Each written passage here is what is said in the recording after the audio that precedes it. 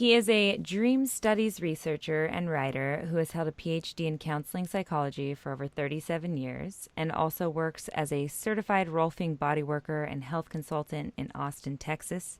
He holds numerous workshops and seminars on topics and techniques varying from the use of dreams for psychological and spiritual guidance to the power of meditation for potentiating creativity and health. Additionally, through his psychological orientation rooted in the depth psychology of Carl Jung, and through his passion for functional nutrition and medicine, this man not only talks the talk, but he also walks the walk when it comes to mind, body, spirit connection, combining all three of these facets into his integrative therapies. Boys and babes, please open your minds, hearts, and ears to Dr. Len Worley. Yay! Yay! Hi, Len. Oh, I want to meet this guy. Most people say that about themselves after our intro. That's all you, man. That's all you. Yep. I didn't realize it had been so long. That's awesome. So, Len, your work is quite extensive, as I just mentioned, and covers so many, interesting and unconventional areas. And I know we're only going to be able to cover so much of it today. So maybe a good place to start with you would be by diving into the world of dreams. And perhaps maybe you can first fill us in on how our current culture is misperceiving dreams and misleading us from the potential wisdom and intuition that can come with our dreams. That's a good setup. Well, currently, we're quite fascinated with dreams. I don't think this is new. I think it's an ancient fascination. However, most people view their dreams as entertainment. And if they do speak of their dreams, they speak of them in such a fashion, like, you won't believe what I dreamed last night. That's if people even take the time to linger in bed long enough to remember a dream. So primarily it's entertainment. For people who take their dreams more seriously, I think there is a most common error of taking the dreams literally, so that if you dream about your boss at work, then you presume that the dream might be showing you something about your boss. It's what I would call externalization or literalization, and we're very caught in that. The other way, of course, which is more out of depth psychology and more ancient spiritual traditions, is to see the dream as symbolic, as a metaphor. And I even have another way of understanding the dream, which is to see it as a simulator, much like how pilots or astronauts are trained. Prior to going into actual flight, they're in something that has the same cockpit, and they're presented with many different scenarios that are intended to show them where their blind sides are, where they're not skillful enough or they're lacking knowledge. And the simulation is designed to find out where the pilot is weak. And I think that's probably what dreams are doing for us as well. If we can use it to see how it is we're not masterful in our dreams. So if we're, for instance, overly aggressive, or we tend to be shy and afraid, passive, or run away, then we can see what intimidates us, and that will give us a chance to, in a sense, replay the dream in a waking state and choose a different way of acting. So this latter approach, you might say, of dream as a simulation, is takes the dream not as entertainment, even though it is quite entertaining, but as something very serious that's happening in the personality that's intended by nature to make us more adaptive, which is the purpose of evolution. Yeah, that's beautiful. That's so important. I think that, yeah, I mean, I've spent the most of my, I've had very vivid dreams throughout my life, and I feel like I always just, like you're saying, relate them to, oh, I dreamed about, whatever it is, cheating on my boyfriend. I must be, uninterested in him anymore, or I don't know whatever the things are. I never looked too deep into it, but having, looked at some of your work and listened to a lot of what you've had to say previously, I'm really interested to dive deeper into what's really going on in my head and pulling that stuff out. Yeah. Well, this is a huge area, I think, of misunderstanding when it comes to dreams, when it has to do with sexual attraction in dreams. We generally consider in the culture at large that it's wish fulfillment. This comes out of Sigmund Freud's idea of why we have dreams. It's to release tension from the day that could not be acted out. And so that has to do primarily with sexual desire and anger.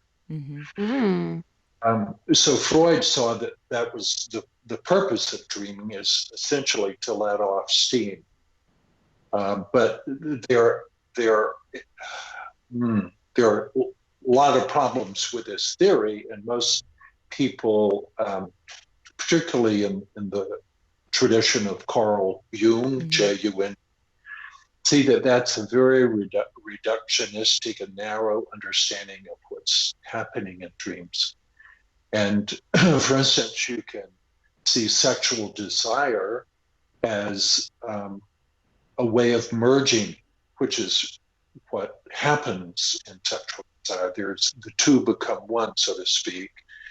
And one way to understand sexual desire and dream is that we're attempting to merge with some needed quality in another person. Yeah. So this, I think, explains why we can dream of celebrities or people we don't even know, and there can be a strong sexual component, and I kind of merging with something essential in that person's personality that would be good for us. Yeah. So someone very shy, let's say a woman withdrawn, might dream of, who could it be? Tom Cruise, you see, who's very outgoing and in a sense has the archetype of the hero. That's a quality that would round such a person out, the dreamer out. You see, if they could bring more of that Tom Cruise capacity into their own personality, they would be much more equipped to face life. So when I'm going into a dream that's, for instance, I had this really moving dream that has stuck with me, which a lot of dreams don't, they come and go. We have a mini amnesia, it seems, when we wake up from a dream. But I dreamt that I was in this really like a storm, like a turbulent storm. I was somewhere in like a forested area or something, so that all the debris from the trees and stuff was, physically hitting me and stuff. I was running through the storm trying to get out of the storm, and I duck into this cave. And in the cave, I find my grandparents are in there. There's like a couch. I mean, it's very luxe and calm and nice and super serene in this cave, like a safe haven, right? And my grandparents, who were deceased at the time I had this dream, and I go in there and I'm like, hey, what are you guys doing in here? Like, oh, like, what are you doing here? Like, this is where we hang out, or this is our place. So I thought to myself, oh, and I knew in my dream, okay, well, my grandparents are deceased, so I know that I'm somewhere not on Earth, anymore.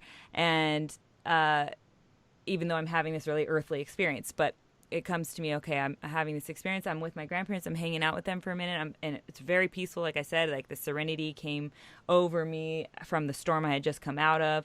And so then I go, I sit there with them for a minute, conversating or whatever it is, and then I have the idea like I got to go check out where I'm at if this isn't where I thought I was. This isn't my normal reality. And I walk outside of the cave, and as I walk out, I notice the storm is calm, so I walk above. It's kind of like I'm looking into a mountain sliced in half. I can see the cave there, I can see the forest there, and I walk up on top of this mountain, and there's like a beautiful scenic lake with it's everything's like pristine and calm with the little sparkles on everything, and everything was really gorgeous. And I started crying. I was in tears with just like this elation that this was heaven. This was like whatever as a child or whatever it is you would envision is this perfect place. This place is just so peaceful and calm, and that's what's there after the storm. And I woke up crying after that, and I was more good to know where my grandparents were type of thing. I was a lot younger when this happened, but I don't know. Can we look into that a little bit? Sure. So if you consider the dream as a purposeful simulation, it's putting you in a situation to help you develop some quality or to reassure you of some truth. You might ask, what is the purpose of this experience that you've had? It was a real experience, even though not in the dimension that we normally live. Right. And something really happened to you. You had an encounter with these ancestors, with people that I'm assuming were positive for you. And it reiterated the importance of their presence, meaning their attitude, what they stood for in life, what they believed in, the nature of their personalities. The whole of them was very consoling for you. Yeah, definitely. So I would ask, why was that important at the time of your life that you had this dream? And I probably answer that by saying, first of all, they died within 9 months of each other. And I lived with them for a big period of my life. It wasn't then while I was living with them that they passed away, but they're a very important part of my life. They were probably what I would say held the larger part of that side of my family, my mom's side of the family, together. Once they passed, we stopped all doing Christmases in the same place, and so the family unit became, not separated, but maybe just dispersed more. And because I come from a divorced family, maybe there's something in there where I already have this like fear of that type of separation or abandonment issue or whatever it is that I don't want to see that type of separation happening. So perhaps that played into it, and maybe just knowing I was also in that same time frame, around that same time, and really since I can remember, like 7th grade or so, is when this like a spiritual journey, a soul seeking thing started for me, where I was getting really interested in the history of religions and just trying to figure out, okay, coming from a background with those grandparents being very religious, and they always like kind of pushed me into religion.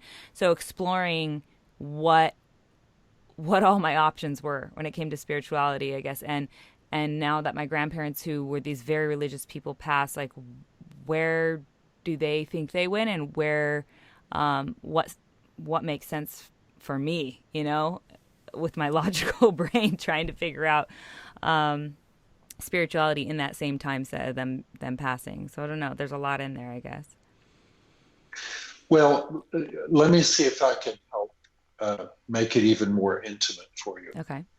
When you think of them, how would you describe their essence? What is or was good about them?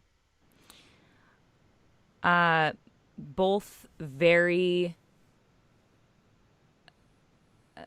loving, but my grandma more stern and judgmental comes to mind. Or she's where a lot of shame came in my life, but also a lot of guidance in that. Okay. How was she in the dream? They were both as a unit more than it was singular. Like I don't remember a big experience with one or the other. It's more like they were there together, and maybe that was even the bigger thing is that they were together. That's what I'm getting to. And what is the essence of that togetherness that might be important? What is good about that togetherness? Not being alone.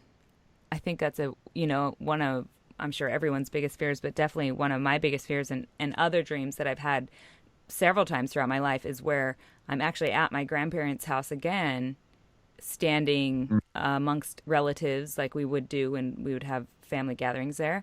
And there's this light that's shining on this group of us that are standing there, but otherwise it's dark around. It's actually this like bug zapper light that they used to have out in the front patio.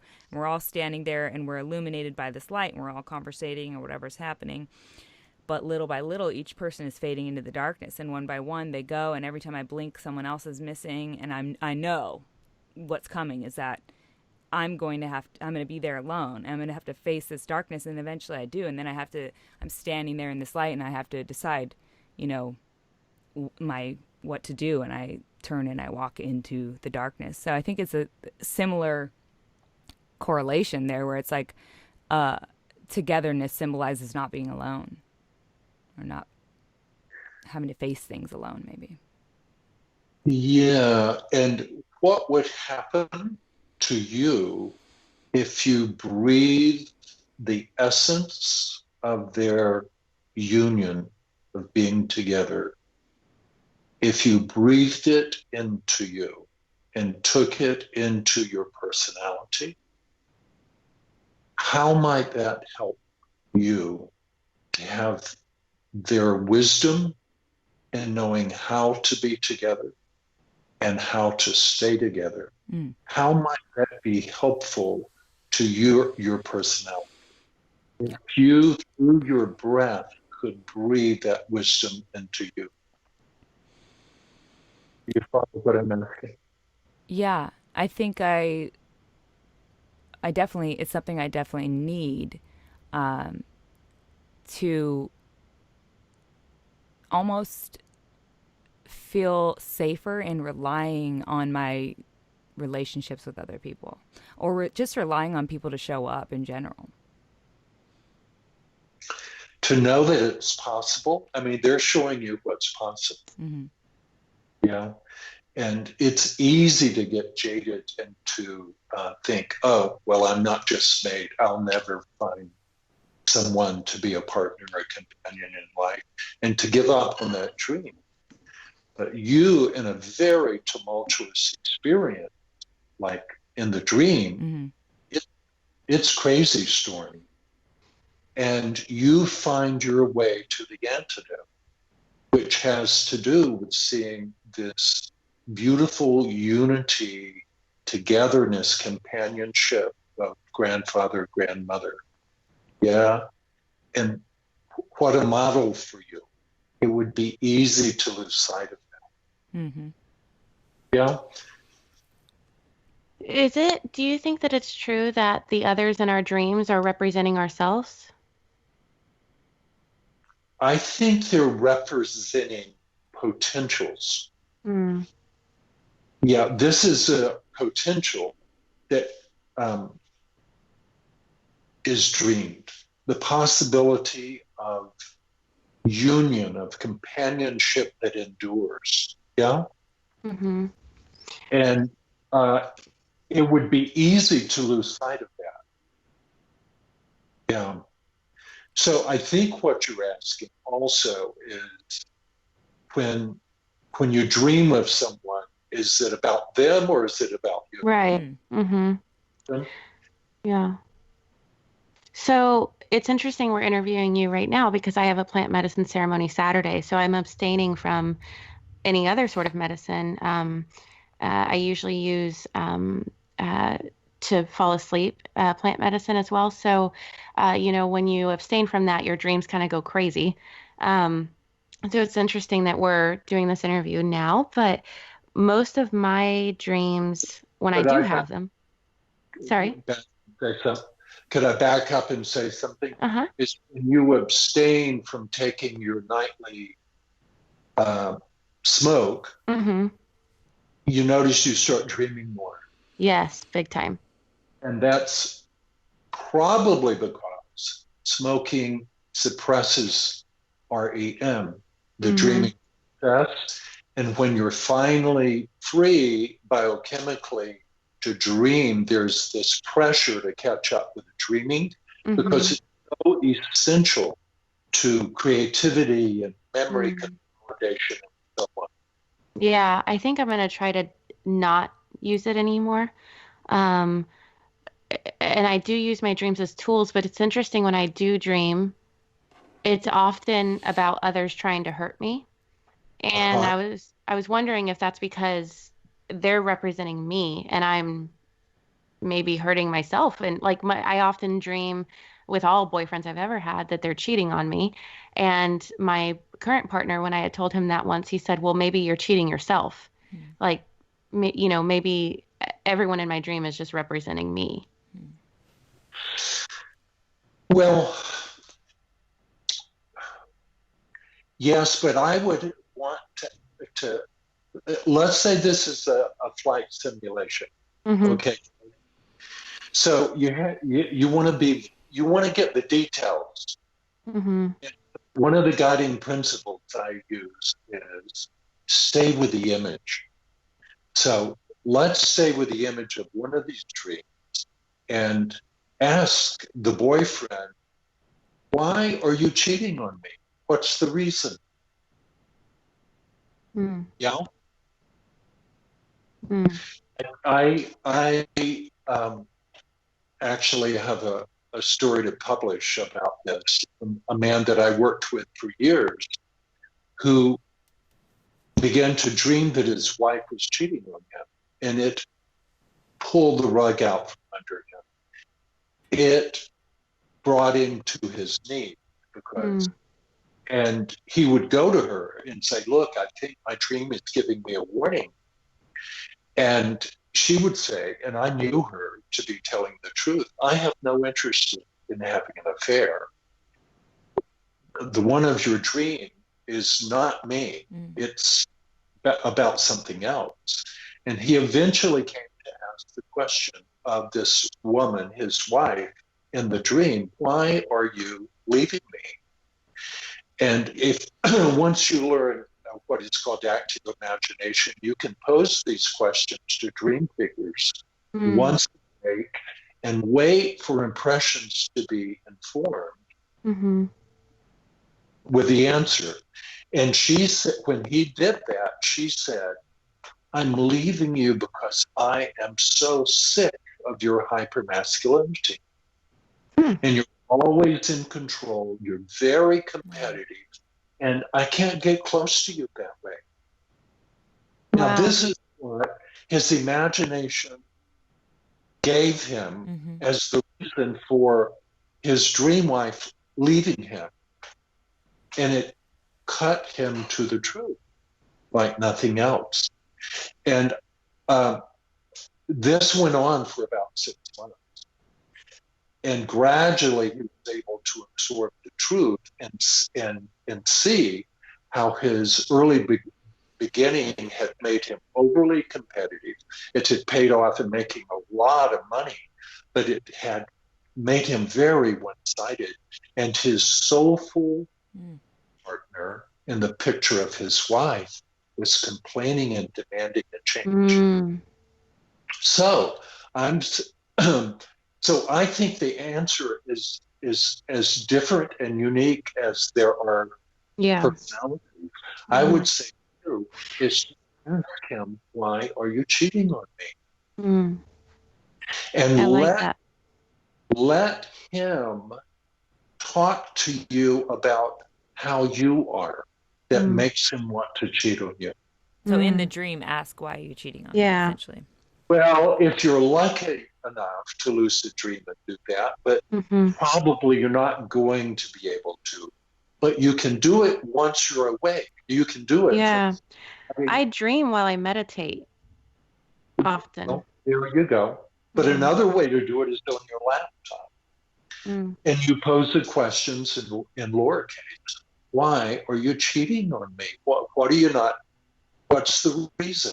And then you push all cap and let your imagination speak for him. Yeah. That's You see? interesting. That's actually how I journal. I write a question at the top and then I just Mm. let whatever comes out come out. That's cool. I didn't think of this as a. Then you get a conversation going back and forth, Mm-hmm. you and your ego identity, and with another potential in you. Mm-hmm. And that is rich. You can discover much more than what was even in the dream. Mm. Yeah. I love that. That's really cool. The fear and truth dialogues. Yeah. I've also heard you mention some interesting stuff about the neuroscience of sleep and dreaming. So, would you bring us up to date on the science of how this plays into our physical and mental well-being?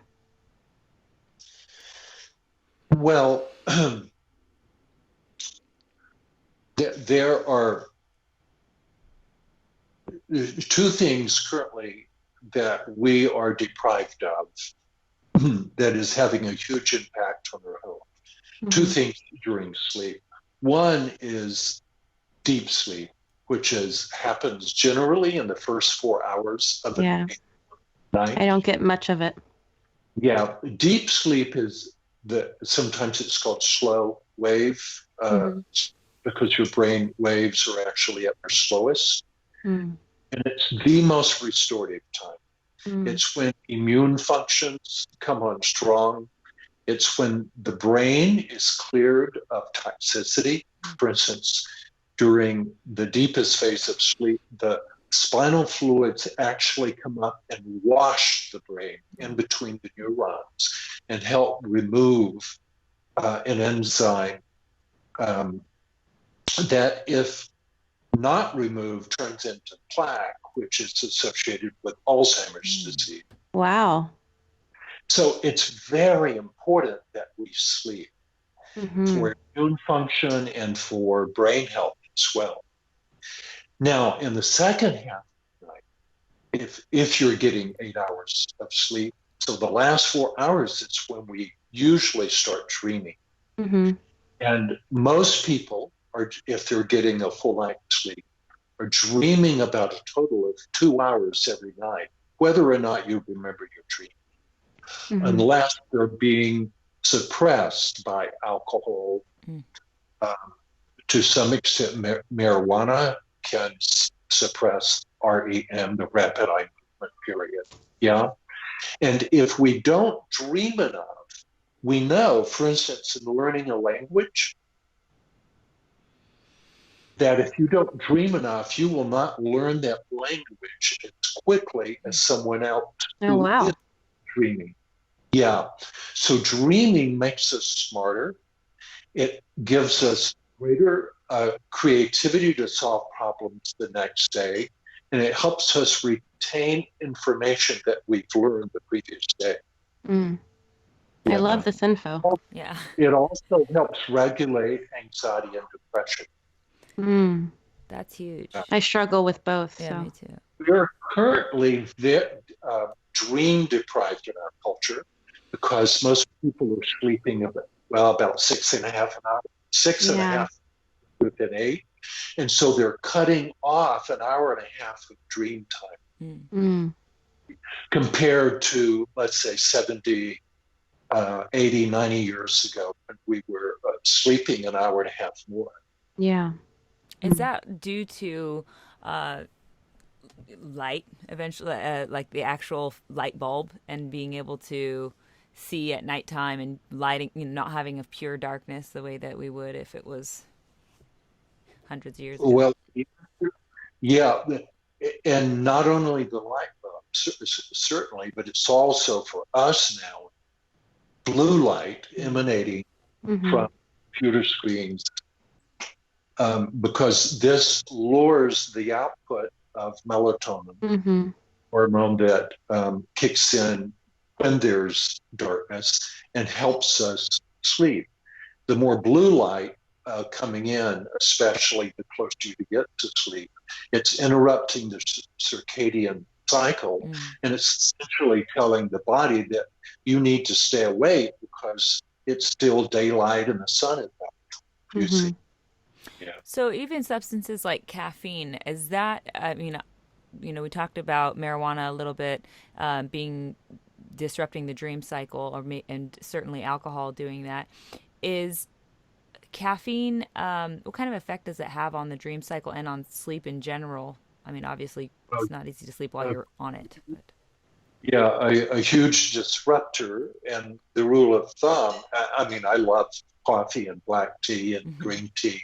Me too. But yeah, you need about 7 hours to clear it out of your system. That's what I do. Yeah. I don't let myself have it after noon. Yeah, if let's say at 3 you're doing more caffeine just so that you can finish your day, well, you're setting yourself up for issues. And is there like a storing of that dream energy when you're drinking alcohol on a daily basis or using marijuana or some other thing to fall asleep? Do you, because Jade always, I've heard from other people as well, and Jade talks about how you have this, like, all these vivid dreams that come up that she might not have had these vivid dreams before she was smoking, before she had a time while she was smoking, but now that she's off of it for a stint of time, they all come full force. Yeah. It's actually called dream rebound. And when this happens the most is when people have had alcoholism and they finally stop drinking, and unless they're medicated, they get something called DTs, or delirium. They actually begin to hallucinate. Wow. And people used to think, oh, that's just a result of not having a withdrawal. But what it appears to be is that it's the necessity to catch up on the dreaming, and it's so strong that people are even dreaming while awake. Yeah. But they call it hallucination. Like your subconscious is like, deal with all this. I've been suppressed. Yeah. I have, like I mentioned, I have dreams while I meditate, and there's a recurring dream I've been having for half my life now during meditation, not sleep, where there's a really peaceful river with some really smooth, large stones that I can walk across to the other side. I'm always barefoot and in a really pretty white lace dress. The stones are really cold, and I step on them, and sometimes it's graceful, and sometimes I slip into the water and hurt myself but get back up. Well, when I get to the other side, it's just so beautiful, and there's a lion, like a very majestic lion, beautiful mane, sitting over there. And I go sit and cuddle with him and sleep on him, and I'm safe.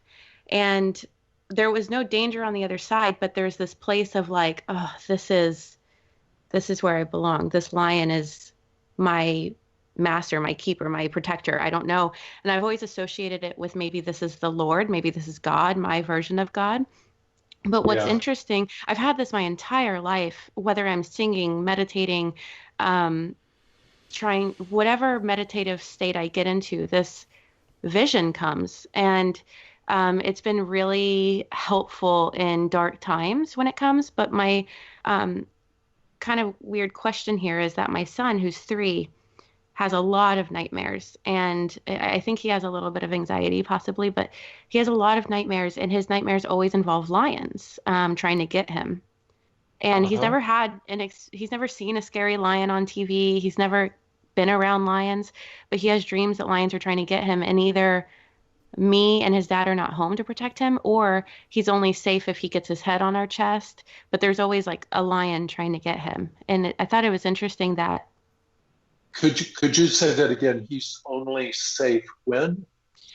Either we're not home, and so he's not protected, and he ends up getting attacked by the lions, or he's safe because he gets his head on our chest, is what he says. On your chest. Or his dad's, yeah. Yeah. Well, so a lion has great potential.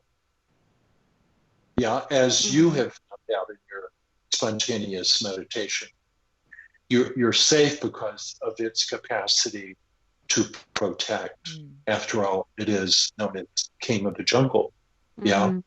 So it's big, it's ferocious, it's courageous. And those qualities, when we are aligned with them within our personality, give us the feeling of safety. One thing you can do, remember I talked about how you can have a dialogue after the dream? Yeah, so a good thing to do, especially with children, is to say, do you know, it's possible to make friends with this lion. But let's talk about how you do this. First of all, you have to become very calm. One way to get calm is to breathe calmly. Take a nice breath, makes you fill up, and then just slowly let it go. And you coach him on how to breathe, which you may have already done. And then you could ask him to turn around now that he's out of the dream and speak to the lion. And what would he want to say to the lion? I love this. Yeah. Now you're getting a conversation going. And then you go from there. What do you think he might say, for instance? Probably he would tell him to go away or to not eat him, because he's only 3. So I'm guessing that would maybe. Okay. And you could say to your son, and what does that lion say to you? Back? What does he want to say to you? Do you see? Yeah. I love that. That's a great practice for a toddler. A little living journal. Okay. Yeah. This is imaginal dialogue. Yeah. So already, if you're getting him to talk with the thing that he most fears, something big has happened. There's a change. Yeah. And you can educate. So you can talk with that lion. You can ask him for what you would like for him to do. And he may not go away. You're assuming that he's trying to kill you. But what if he's trying to catch up with you to help you? Yeah. I haven't shared with him my vision either. So maybe that would help. Oh, wow. Yeah. We often assume in dreams, children and adults, that the thing that is chasing us means to harm us. But it very often, especially if it's a potential that we're unacquainted with, that our personality isn't big enough yet to handle, we assume that it's meaning us harm. But some of my biggest dreams have been realizing that what I thought was trying to hurt me was trying to help me. Do you think that That's dreams so cool. in a sequential order start out, I don't know if there's anything to this, I'm just throwing this out there, but do they perhaps start out more calm at first, and then as you don't address whatever the situation is or whatever the issue is that you needed, that is subconsciously yourself trying to tell you need to address it, they grow stronger and stronger and into nightmares? I would say yes to that, but they can start out really frightening as well, and then gradually come down as you integrate them.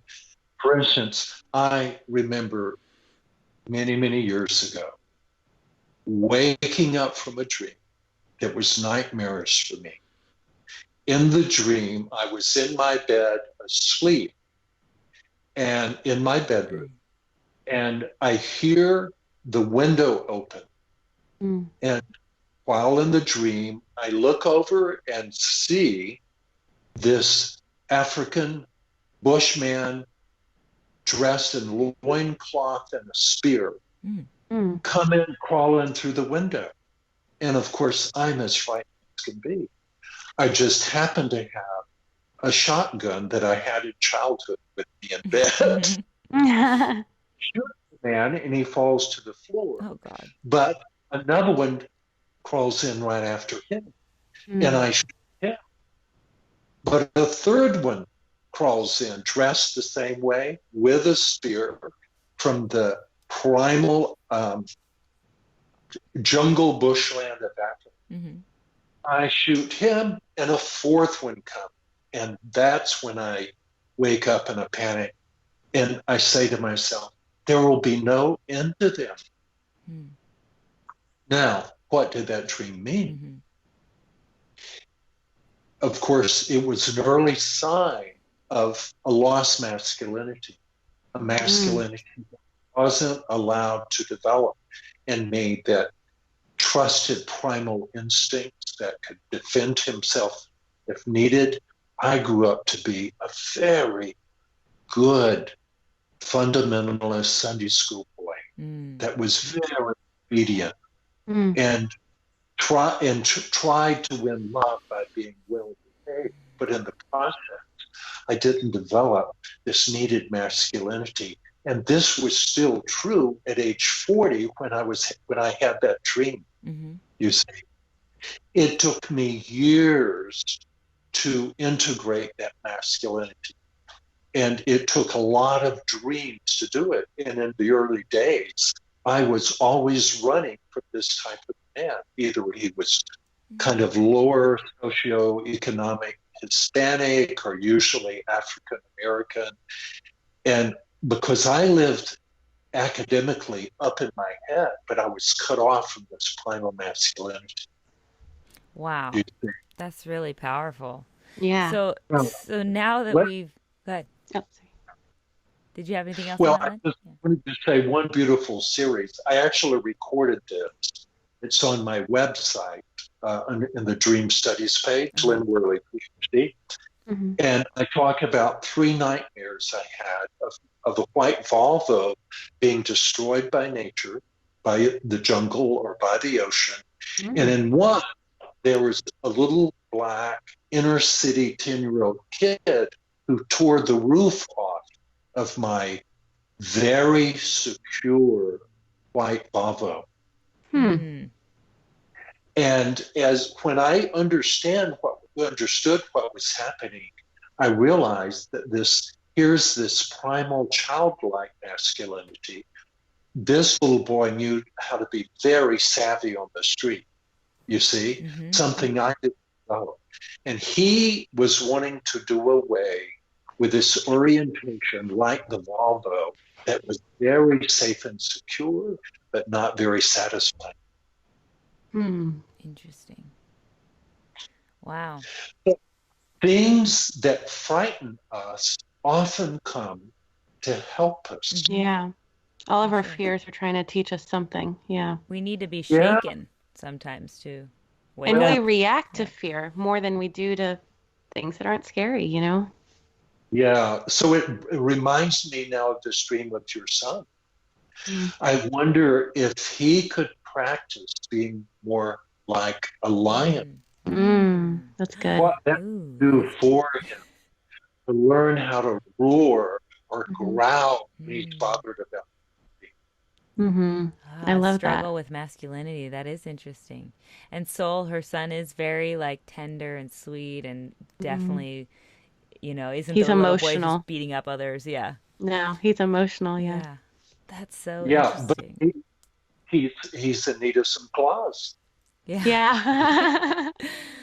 Wow. All right. So now that we know we have this direct access to this newly found magical superpower, thanks to you, Len, how do we begin to, and I know you've already explained a lot of how to do this, but maybe you can give us some finite guidelines here of how to decipher our dreams and make use of the truths and insights we find in them.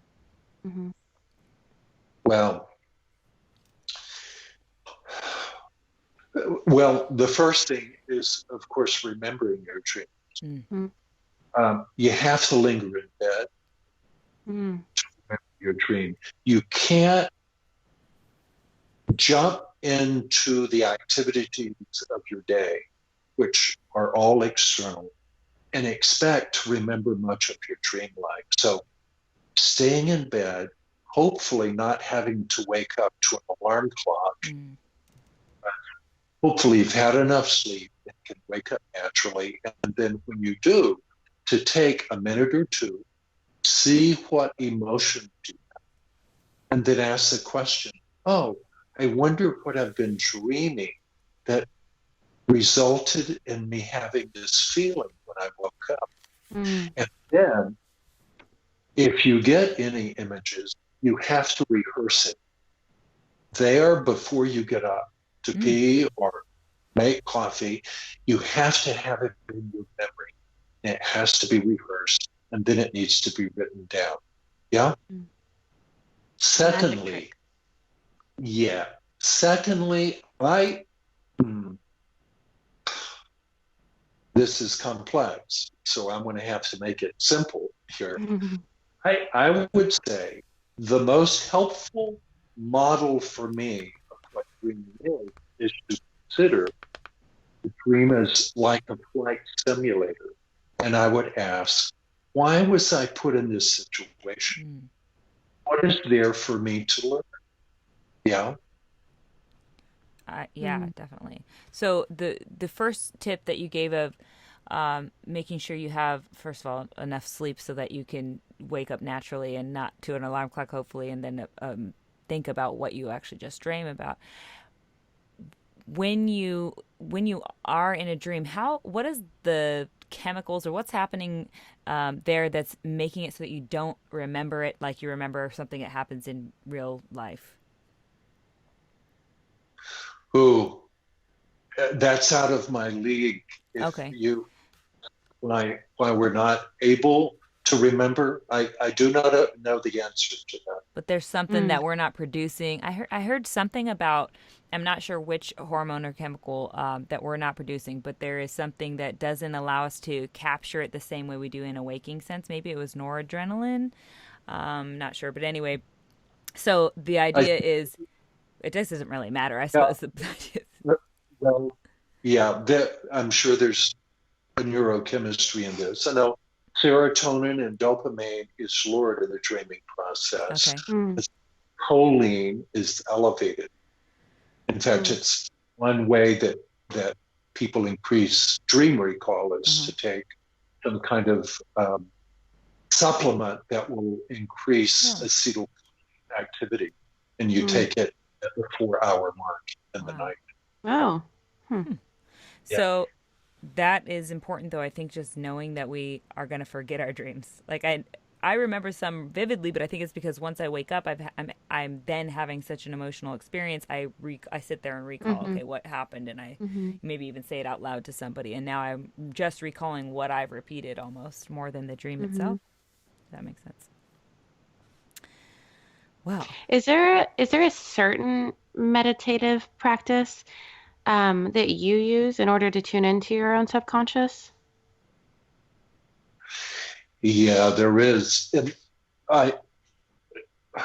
let me go back when I started meditating several decades ago. In retrospect, I used it as escape from my problems. I didn't realize this at the time. But later, I began to notice that when I came back from meditation, a meditative state, I was almost numbed. And I think actually I was disassociating something. And I would go into this blissful state, but I don't think it was very useful. But I thought of meditation as being primarily that. It's a way to get away from my stress. And I think it's often how meditation is taught and done. It's a way to a stress reliever. Today, I do almost the opposite. Oh. when I start meditation, I first start with a calming breath, but only so that my mind is clearer to observe how I'm feeling in my body. Mm. And I want to see if I feel tension anywhere. And then I want to understand, what is this tension about in my body? What emotion is it related to? Yeah. So if there's anxiety, if I'm anxious about something, I want to know what the danger is, what my thinks or trying to alert me to. Yeah. If I feel heavy and tired and it's like depressiveness, I want to know, what are the situations of my life that are depressing, that are in need of attention. Yeah. Yeah.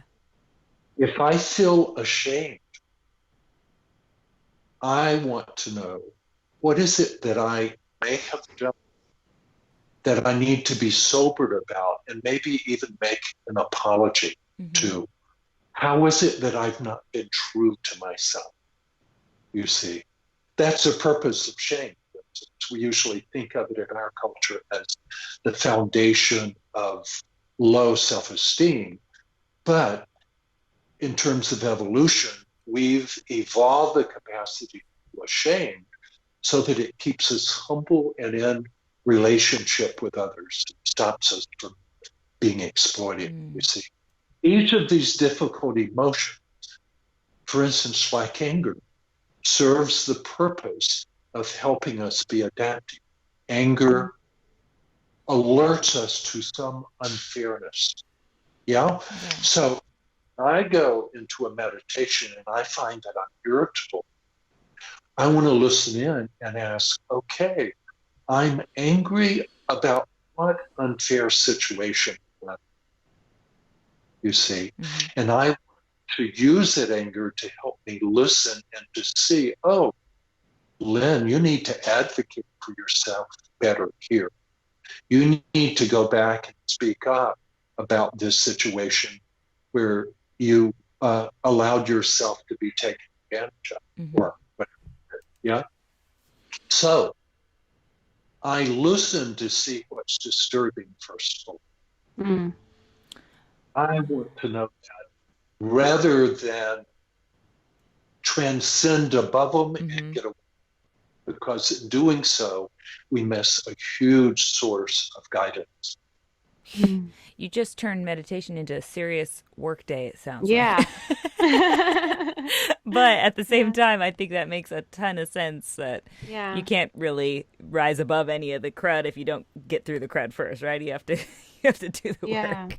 I didn't think of it as an escape. That's true. I know for me, I do it to clear my head so that I can be more present with my kids. I almost think, though, Jade, to that point, like when I'm doing it to clear my head, it's more just giving myself a moment to consciously breathe than almost anything else, and think about, like, actually focus on one thing, whether it be space or, you know, something that calms you, which is just focusing your brain. It's, I mean, to ask yourself to actually think nothing, I think is not necessarily possible, but so that you're not scattered on thinking a million different things and worried about, you know, if are the dishes done and is your husband taken care of and where are your kids at and what's the, you know, on the docket for work today, and instead of just saying, okay, focus on one thing for a moment and take a few deep breaths, and that's the space you're giving yourself. It's interesting how many different directions meditation can go. I attend Boulder Psychic Institute, and through meditation, they've taught us to look at our chakras, to go into past lives and see how we passed away. They've taught us to, you know, do so many things, healing things with our parents, even though, of course, they're not present. So many different things. And it's so interesting to me how strong of a tool it is, depending on how you use it. But I didn't, you know, I hadn't thought of it as a means of escape, but that is interesting. Or of simply missing instinctual wisdom. Mhm. If one goes into a meditative calm while ignoring tension in the body, Yeah. one may be missing out on their internal GPS system that's Mhm. warning about, let's see, the danger of continuing to work on a deadline at work that is impossible to meet Right. unless you ask more people to help you. You know, You it's see, so funny. I'm making a connection now that whenever I get a massage, that 90 minutes or whatever time I'm laying there is when some of my most like extraordinary ideas come up. You know, some of the things that I connect the dots on is that's when it's happening. And I'm wondering too, I always attributed that to it's you're kind of in a meditative state, you're calmed down, you're kind of like, you know, slowed down and calm enough to see and hear your thoughts and to go through some of that stuff that you have been putting aside. But also maybe because they're physically, whoever's massaging you is physically triggering parts of your body that are holding tension. It's like a physical reminder almost of like, why am I holding so much, like why is that so sore and why am I holding Yeah. tension there? And then triggering this conscious thought of, you know, oh, well, that's because I've been, you know, stressed out about this thing and that or the other, and I need to go into that and really think more about that. Mhm. so Yeah. you get a useful insight about things when you get a massage. Yeah, definitely. Okay, I got to tell you a dream. Okay, please.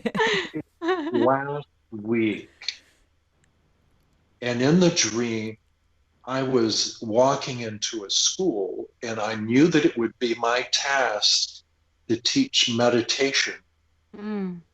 to elementary age school children. And Yeah. I knew that the challenge is how do I explain this in a way that will be relevant and intriguing to them?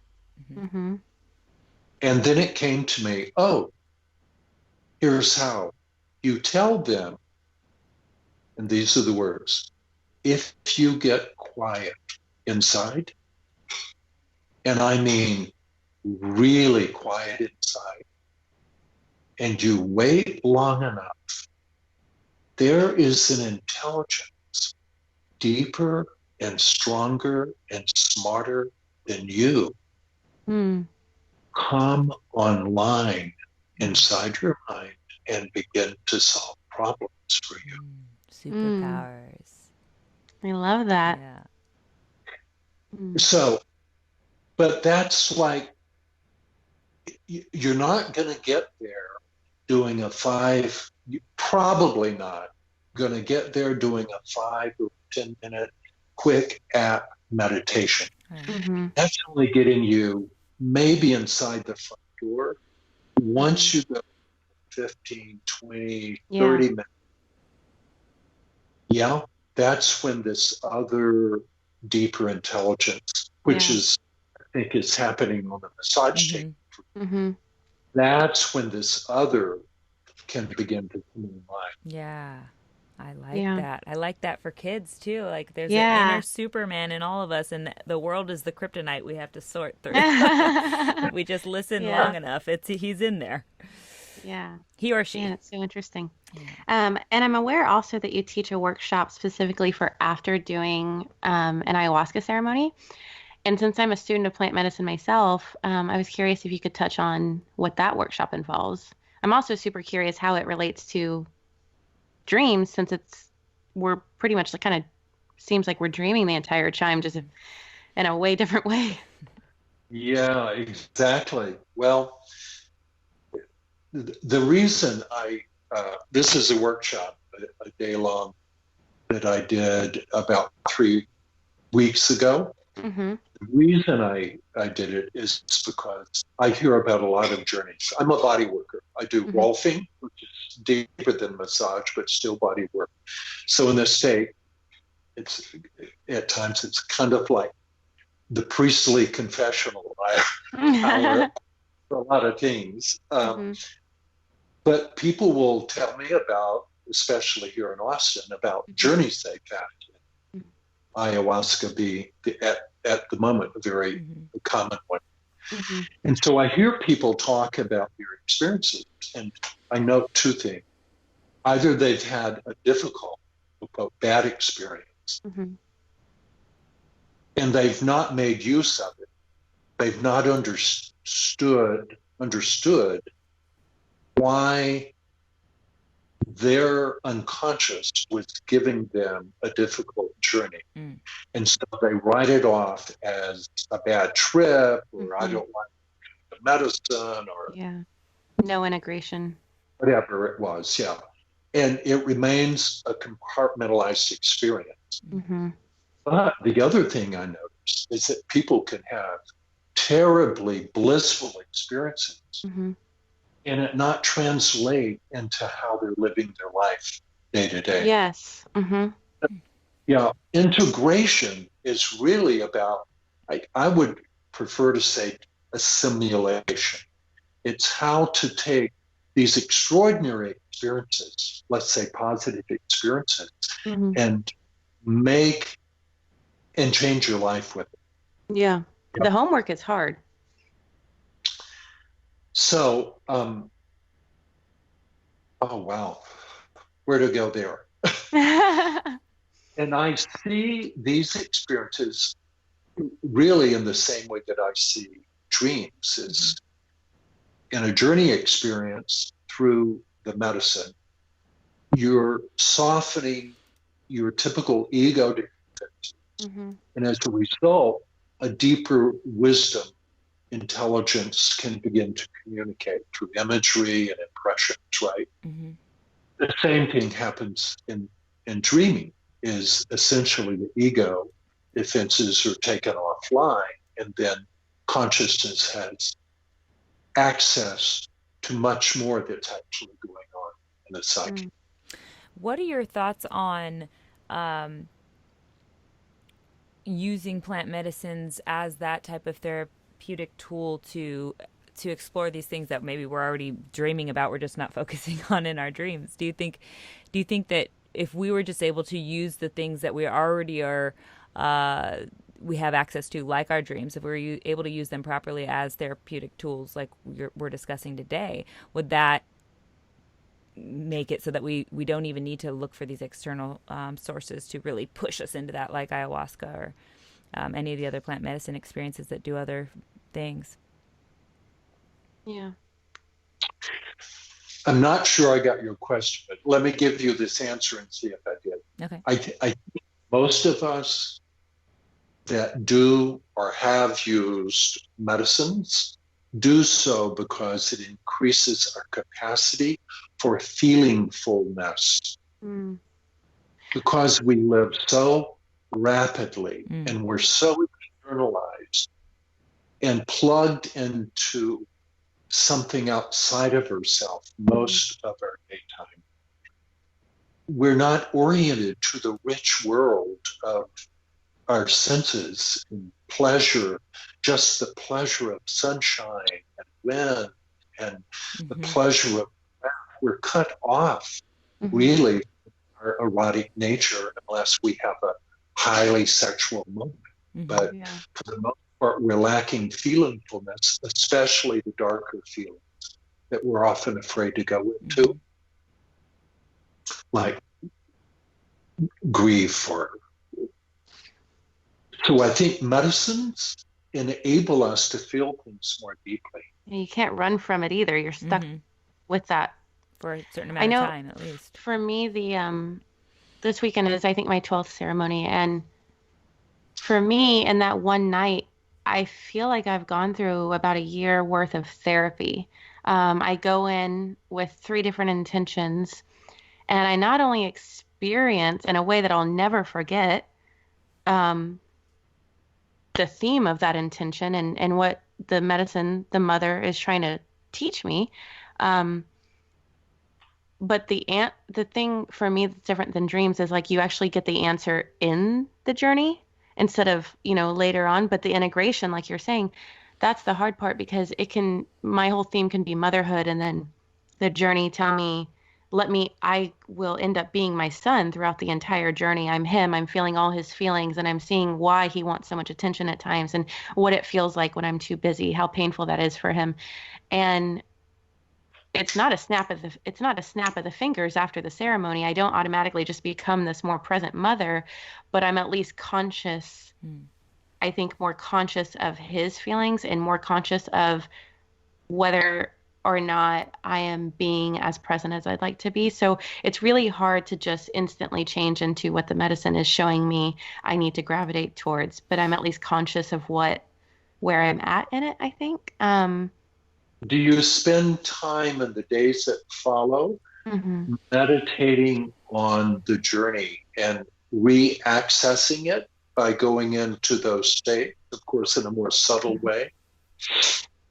I do, but I will say I was more serious with it in the beginning. I think that because it's such a sacred medicine, there's no way you can ever take it lightly. You're never like, oh, okay, I'll go do this. And then when it's done, you just forget about it. It's such a sacred medicine. You still feel that nervousness, like, oh my God, should I really be doing this? And what if it's dark? I've had one dark ceremony, and since then I'm like, what if it goes there again? And then after, I usually write it out and journal it, and then I discuss it with a few people. That way it's more, I guess, in my mind, once you discuss something. Well, let me give you an example. Let's take the dream of the storm and the grandparents. Okay. Mm-hmm. Are you back? Let's say that happened in a journey. Mm-hmm. Yeah. Now the question is, how could you actualize that in daily life? Well, if I realize the connection there of me feeling worried about not having that type of soulmate relationship or having abandonment issues, if I can realize that connection, then I can figure out how to integrate it, I suppose.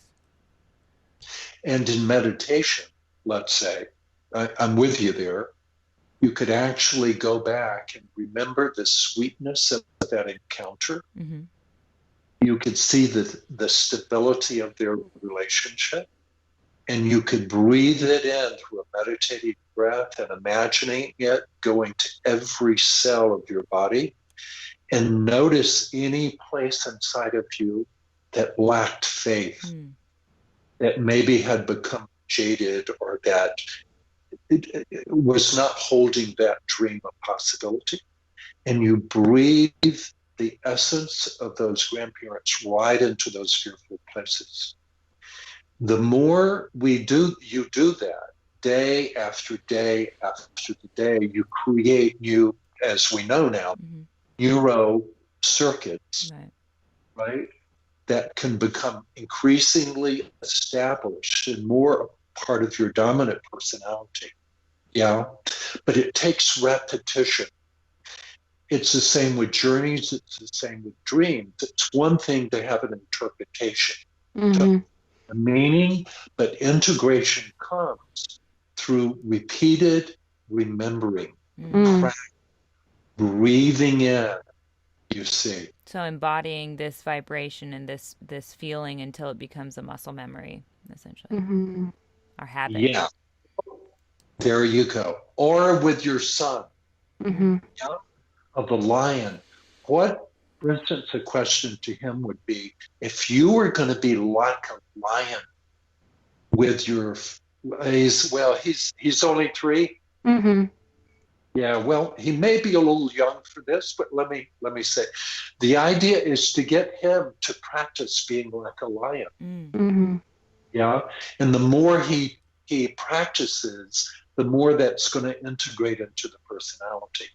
So, like thing with integration is, people are leaving these extraordinary experiences. They're leaving them with a shaman, and they spend very little time recalling or living in it, and that's where things will change. Wow, yeah, I want to tell a quick story about that. This guy, my very first ceremony, and I'm glad it was my first ceremony because it stuck with me because of it. But he did, it was like his 40th ceremony, and he said that he went into his journey, and Mother Ayahuasca showed him 7 cards, and it was his last 7 ceremonies when she turned him over. And she showed him the 7 cards, and then she slapped him in the face. And she said, "Don't come back here until you deal with these 7 cards," because he hadn't integrated any of them. And then literally his journey ended like that. And he didn't have anything else the rest of the night. And I'm glad I heard that story on my first ceremony, because it stuck with me, because I was like, I don't ever want to have that experience. I want to, definitely integrate. But what do you think when we are having those journeys, do you think that what do you think is going on? Is it like our higher consciousness? Is it just our deepest desires showing their faces? Or like, what is it feels like truth. But So you're asking, what is it, or who? what is this information that we're getting? And that. Yeah. Do you know? Well, I really don't, but I know in the psychology that I use, which is Jungian psychology, Carl Jung's psychology, it's understood that the self is very complex. But one essential piece of the self is called the ego self. It's our identity, it's our ability. It's not necessarily bad. If we're egotistical and too full of ourselves, we get into trouble, right? Or if we're terribly ego-less and shameful and humiliated, then we don't have the power to do things.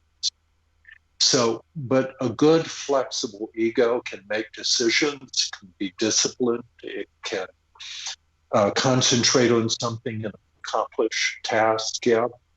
But this is not the only intelligence. There is another intelligence that's much wiser and bigger.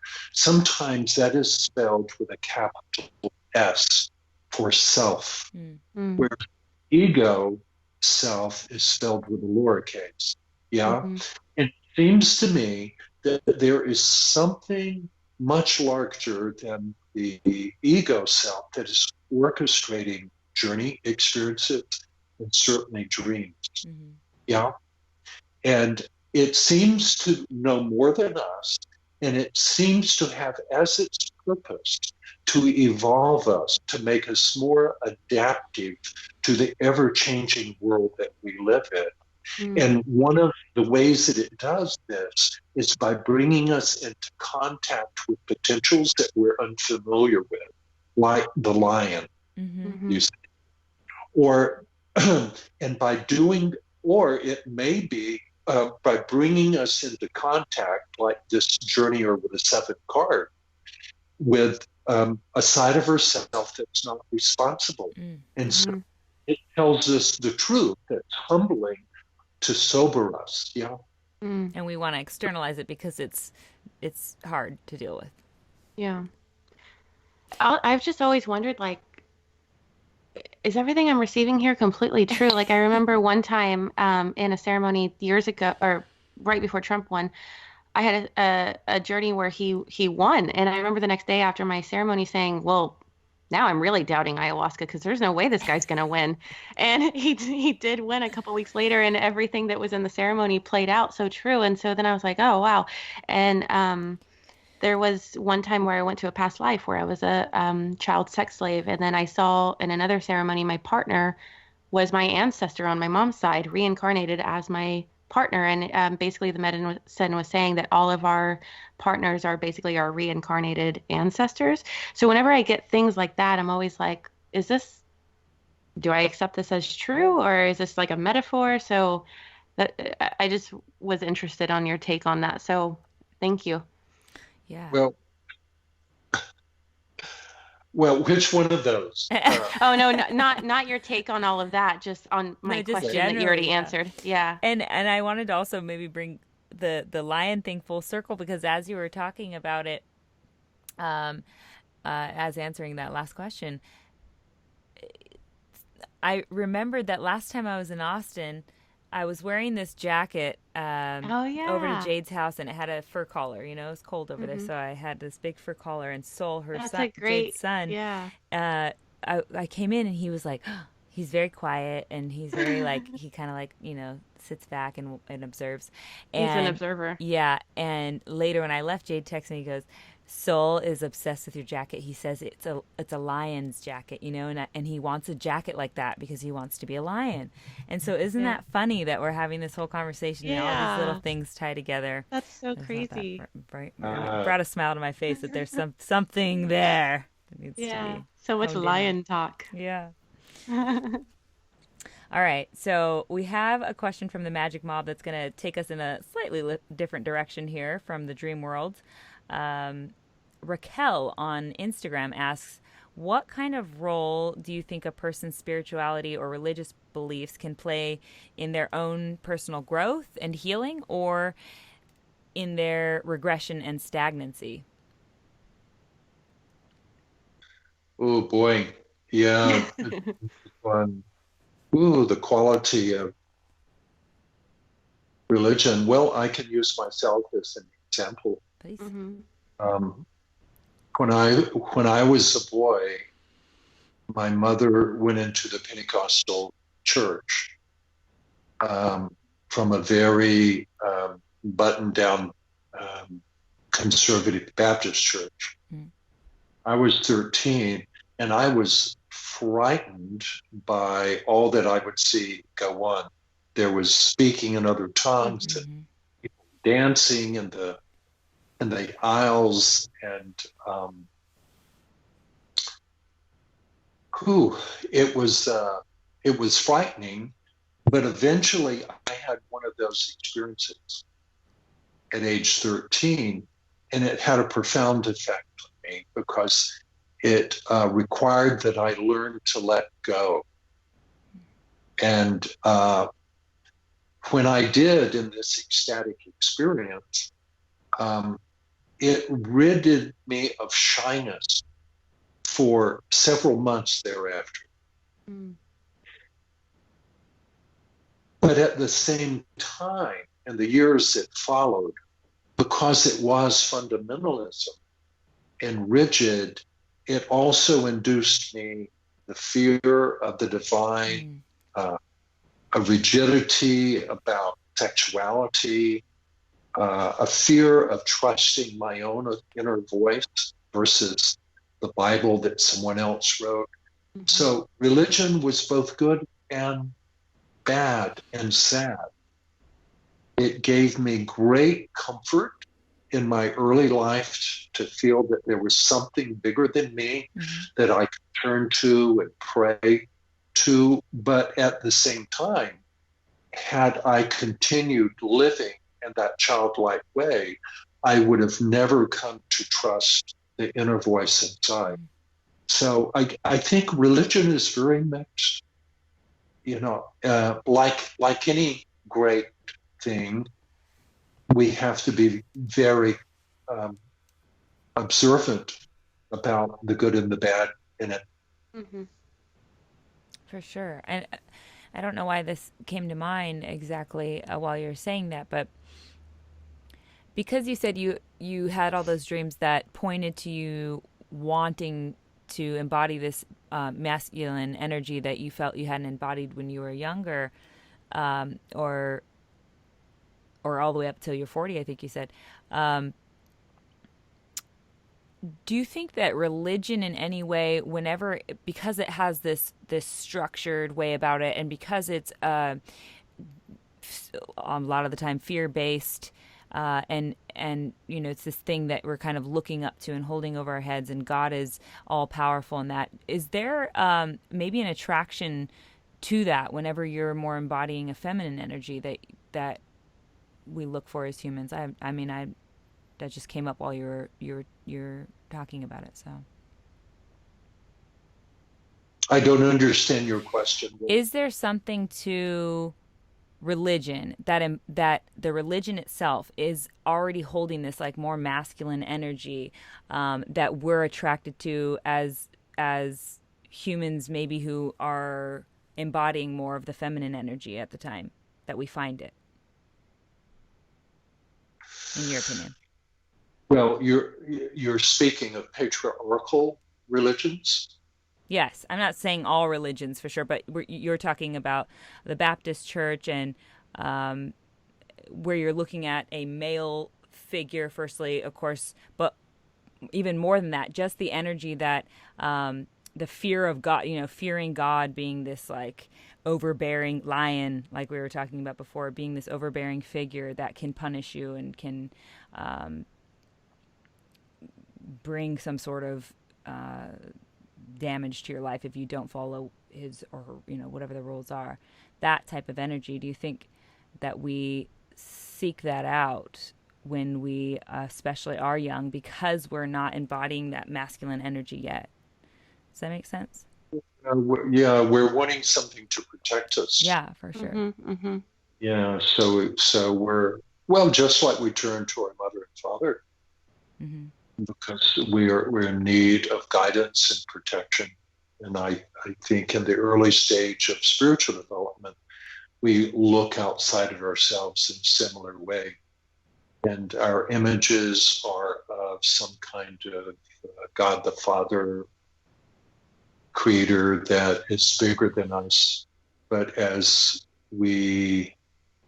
think as we develop emotionally, that God increasingly becomes an aspect of our self, our divinity. And maybe more balance too in those energies that I'm talking about. And maybe it's just coming, I'm sure it's just coming from my own personal perspective. But so let's see here. We have another question here from the Magic Mob. It's a pick your poison, which is always they're always a little difficult, these questions. Zero on Instagram says, would you rather live your entire life in a virtual reality where all your wishes are granted or in the real world? Me? Yeah, we're going to all answer it. Yeah, let's start with you, Len. We always have a pick your poison for every guest. Yeah. Okay. Give me the real world.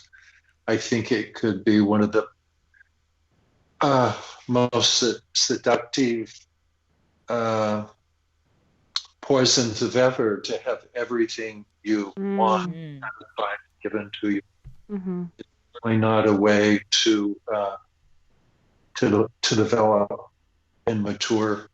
Much of my experience of maturity has come through grief and being humiliated and facing limitation and suffering and learning what to do with desires that could not be lived.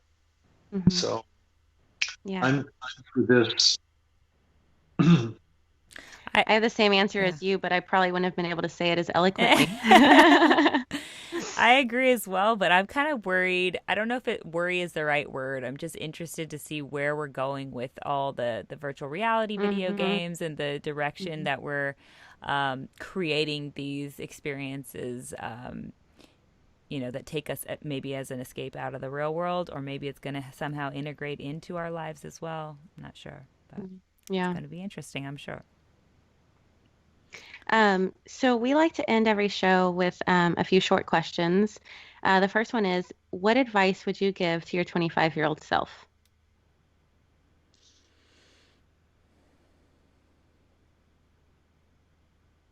Forgive yourself much sooner. Forgive yourself much sooner. I like that. When do you feel like you did?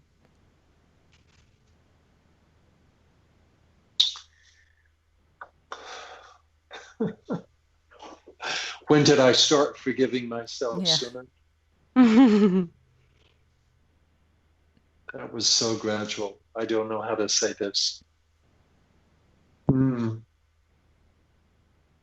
Well, the thing that leads us to forgiveness, I think, is seeing how inexhaustible shame can be and guilt.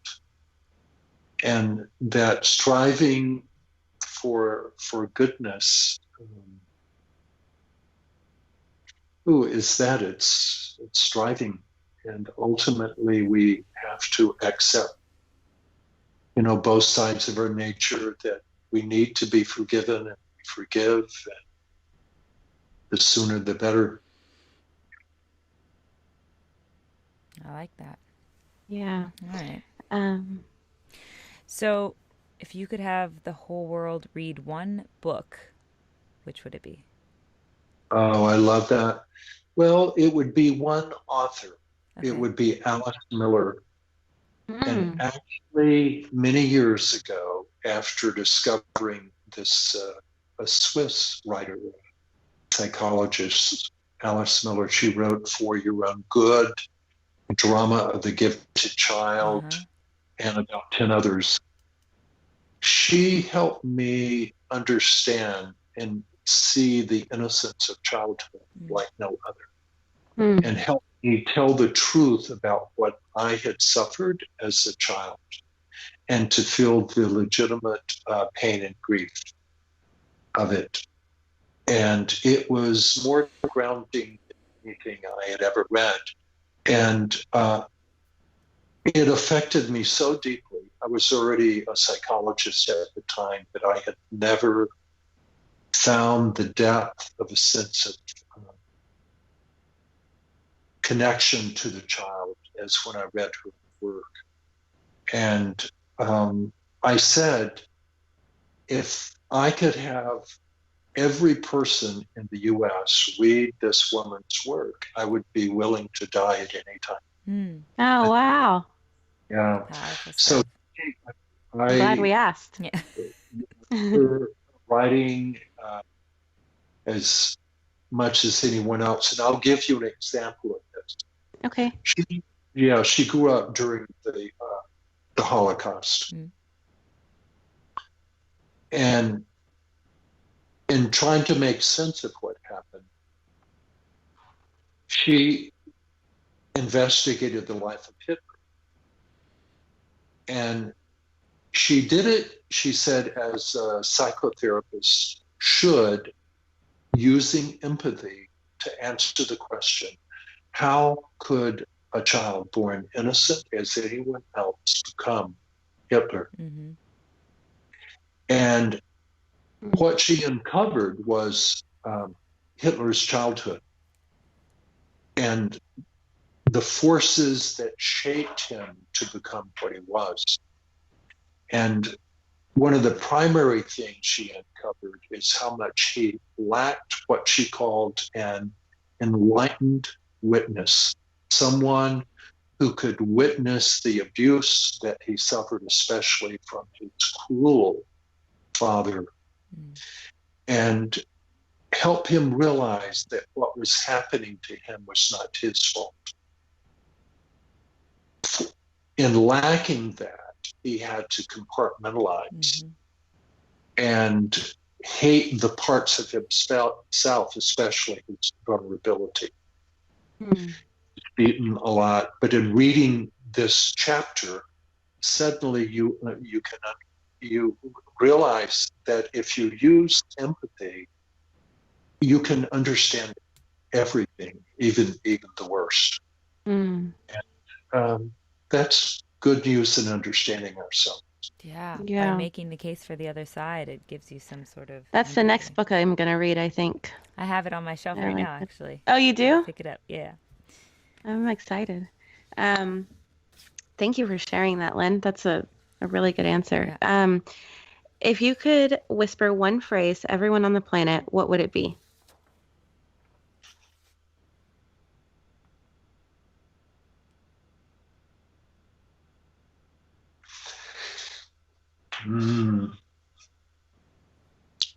I heard a story about Thich Nhat Hanh, the great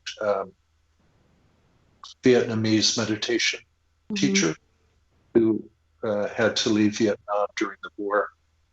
I heard that he did a presentation up at Omega years ago, or somewhere in the Northeast, and the room was filled with hundreds of people, and he eventually came in, walks very slow, an elderly man now, and then he sat in front of the room, and he simply looked at people, and they looked at him waiting for his words of wisdom.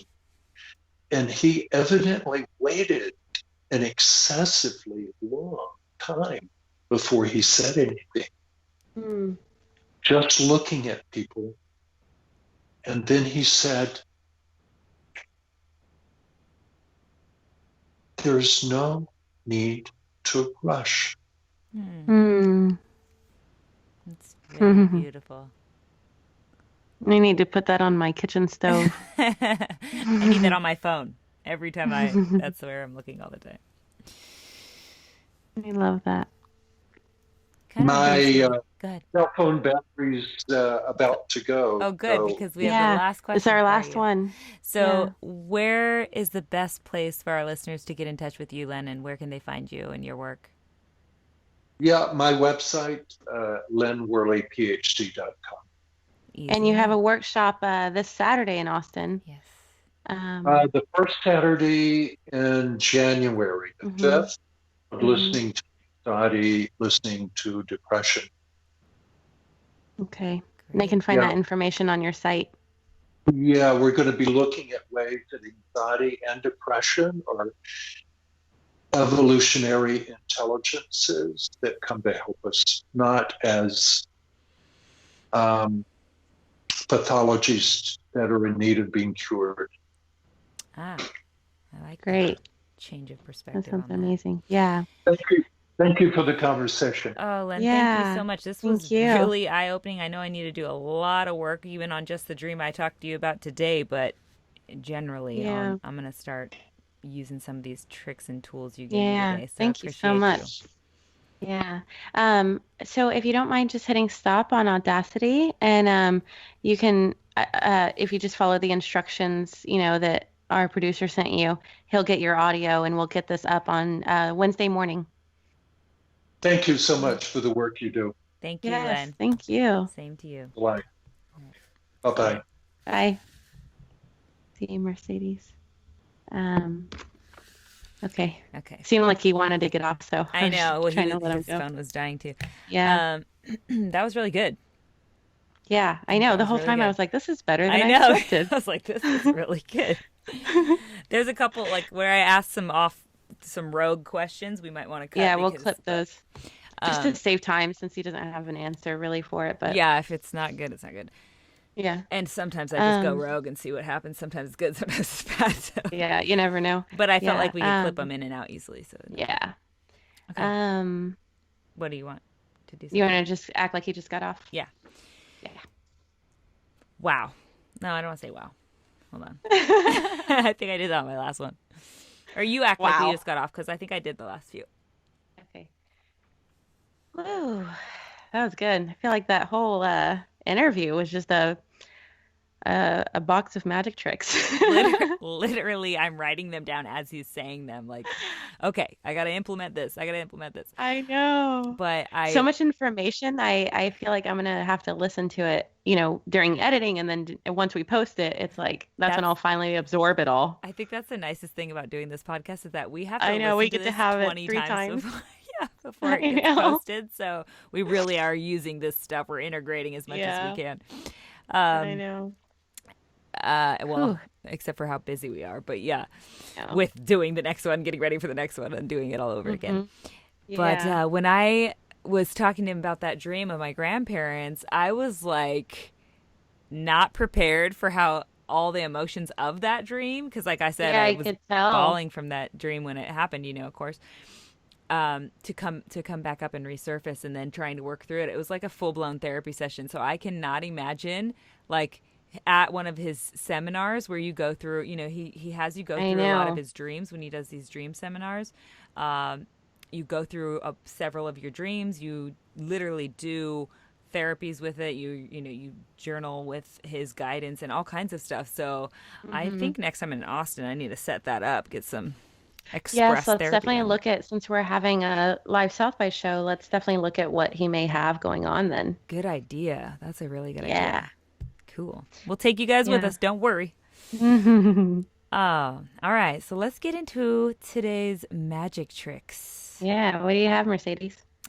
My magic trick is focused on contrast, and the way contrast has been the theme of so much of my own personal growth in the most recent chapter, this current chapter of my life, specifically recognizing how and why to be grateful for the darkness in my life. I don't know. I've just been noticing that it seems like us humans, we creatures of comfort, spend the better part of our lives trying to avoid conflict. We are always attempting to escape pain and hoping to live with as little stress as possible, like we talked about a lot in today's interview. With these goals in mind, I tiptoe around major issues with my loved ones. We use addictions to mask our feelings, for sure. Whether that's even, it can be anything from shopping to drugs and alcohol, of course. Whatever your vice is. And we keep our standards low so that we don't have to feel let down after not reaching after not reaching some higher goal that we might have set instead, if that makes sense. So yeah, contrasts, like being I love grateful that. for the darkness. Whenever you have, sorry, go ahead. We train ourselves to be adverse to contrast because of the confrontational nature that comes with it. But the reality is that all of the beauty we ever experience only exists because of the contradictory ugliness that keeps us from taking it for granted. So I guess in short, without this whole yin and yang balance, our most blissful moments would be, mundane at best, and our biggest accomplishments would pale without the challenge or the challenges we'd had to face in order to achieve them. So like to pick your poison. Yeah, exactly. Like to pick your poison today. So today, instead of expending your energy trying to likely unsuccessfully remove the darkness from your life, my magic trick is to try noticing how you've been able to shine in spite of those darknesses. Notice where the discomfort and pain in your life has propelled you in a positive direction, and maybe even attempt to be thankful for the places that this type of contrast has played a critical role in your life. I know this type of perspective swap has quickly and dangerously changed my life for the better, so I know you guys will have the same results if you attempt it. Yeah, I love that. I know that with me, whenever I have a big blowout with someone, it typically causes us to take some, damaging thing out of the habit or whatever, out of the practice of the relationship, so conflict can be really beneficial. I love that. So what's your magic? My magic trick, I know. So, I was going to do one, but because of yours, another one came to mind. So I'm going to go with that. Oh. And it's on the fly. Take out. I know. Let's see what happens. Take out a piece of paper, and on the left side, write down another list. Write down dark experiences that you've gone through, tough things throughout your life. And on the right side, write down how they made you stronger. Which is, it goes hand in hand with yours because it's contrast, right? Sure. So, you can look at that list and think, man, I'm freaking strong. Yeah. And what would I be without these dark experiences? Not that you enjoyed them, not that you would want to relive them, but they made you who you are. And it'll maybe putting this out on paper and looking at it will help you in your future situations that feel like they suck to think, well, what am I going to put on the right side of this paper? So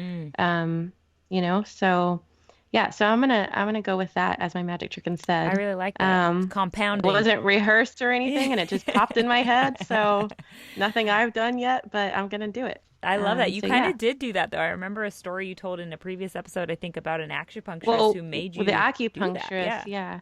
He didn't have me write anything down on the right side. He just had me write down like my life story chronologically. Yeah, to see how strong and powerful and the proof of what you'd gone through. I didn't know that that's what he was doing. Yeah, but I want y'all to write it down with the intention of on the right side. Yeah, writing down how it made you stronger. That outweighs it, really. Yeah. Yeah.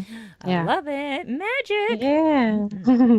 All right, you guys. Thanks so much for listening. We hope that you enjoyed Len Worley. He's like a dream wizard. I love it. I found it super interesting. So, yeah, if you liked it, please share this episode with your friends and family. This would mean so much to us. And remember that if you have a question for any of our future guests, you can go to our Instagram page at the Magic Hour to ask any of our guests, find out who we're having on, or to ask us a question. Yeah, we love you guys. Talk to y'all next week. Until then, be a light. Thank you to Dr. Len Worley for being so awesome on today's show. I really feel like this was powerful and people will find a lot of value in it. And of course, thank you to at Raytone Royal for our intro jam and Adam at Red Fox Audio for producing the show and putting up with Jade and I and all our craziness. We love you. Stay magical, friends.